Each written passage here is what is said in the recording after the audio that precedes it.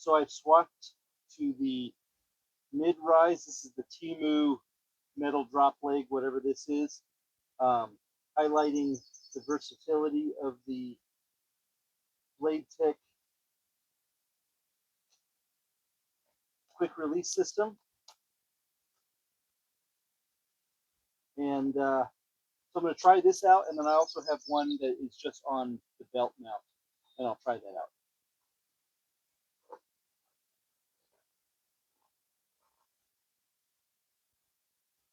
You're ready.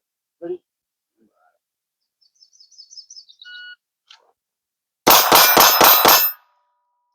Clean. 216.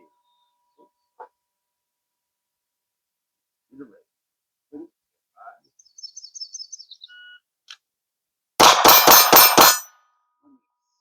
251.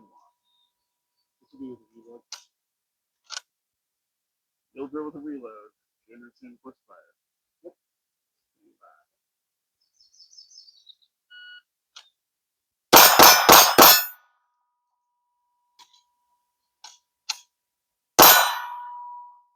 691. Better than 9 earlier. 9.